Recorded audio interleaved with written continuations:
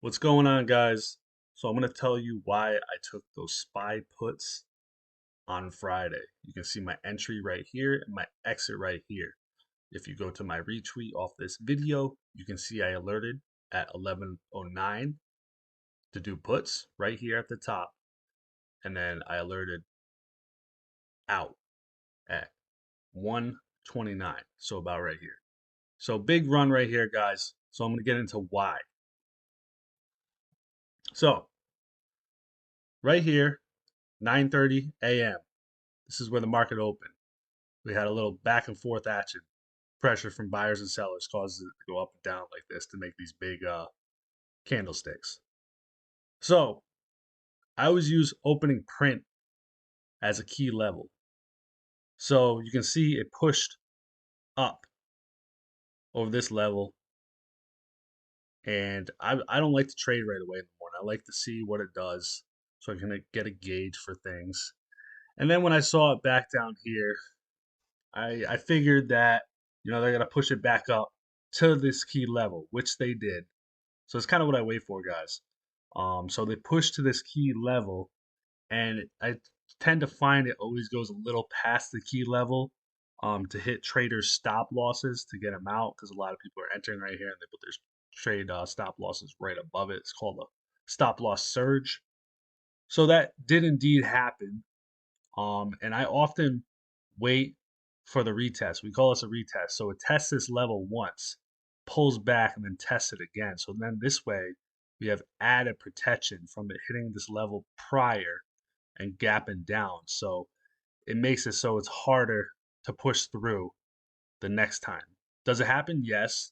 But this is called a retest. It's a classic. You're more protected this way. The more times a level is rejected, the stronger it usually becomes. And so we got back here, went past the level a little bit, searched people's stop losses. Then 11:09, you can see at the bottom, 11:09 down here, right here, 11:09 is where I alerted to do puts. And lo and behold, what happened? Instant progress, instant resolution, boom. So a little chop, kept fading for the rest of the day, and this is where I exited. So I took these levels and extended them to the past. So I want to show you it's not just on this daily time frame why I took the trade alone. I'm going to go to the past and show you also why I took the trade. So right now we're on the 2-minute 5-day. So let's go to the 20-minute 30-day. So you can see from the past, this level was tested prior. This was on the 11th. So about 10 days ago, 15 days ago. And what did it do? It went over the level a little bit and then came down. So that's another stop loss surge and came down. So this level is especially strong because in the past it already hit this level. We already told you before on the daily time frame that it tested it right here, open and print, tested it again right here and right here. Let me open it a little bit. So what I was just showing you before. See, tested this level, went a little above, came down, a little above, came down. So we go back to that next time frame, 20-day, 30-minute. It's called top-down approach, guys. Except I'm doing it backwards. Um, we'll get into that later. I'll make a whole another video for that. But you can see right here on the 11th, it tested again and came down. So that made that level even stronger. And you can see right here, our bottom level, it was tested and came down, making that level stronger. You see what I'm saying, guys? So then let's go to the 361 hour. So we're going out further, seeing the more broad spectrum. What do we see over here? On 10/29, the date 10/28, 10/29 about. Rejected this level 3 times.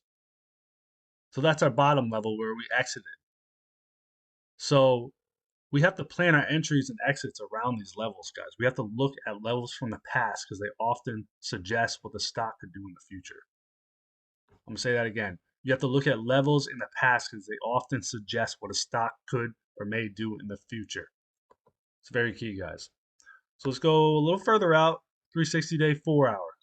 just so you can see a more broad spectrum right here. We were just looking at the other time frame. So yeah, guys, that's pretty much it. You gotta look at the opening print. You gotta look at the previous levels. They hit a bunch of times right here, hit right here, hit right here, hit right here, hit right here. You gotta use those multiple time frames, and you gotta wait for the retest. You gotta wait for all the faking out, all the juking out. That's what the stock market does. All these people who are antsy, new traders who are antsy to make trades, they're often trading right here at opening print around 9:30 a.m. and they're not patient. But me, I like to see all that jazz happen first, so then I can gauge what I think the stock might do. So use prior levels, opening print, retest, boom, entry, boom, exit around that level because these are levels from the past. Go back and show you. So, we exit at this bottom red line. What do you know? It rejected this line perfectly before right here. We entered at this top red line. What do you know? Perfectly did the same thing before, went a little above, and then came down. Stop loss surge, stuff like that. So, guys, if you like the video, comment, subscribe. Any comments I'll reply to. I'm going to start posting again. And yeah, shoot me a DM on Twitter. I show all the proof of my tweets of when I do alerts. Shows the timestamps of when I alerted them. So, and then I show on the chart after what it did at that certain time. So everything's proven, guys. And I'll see you at the next video.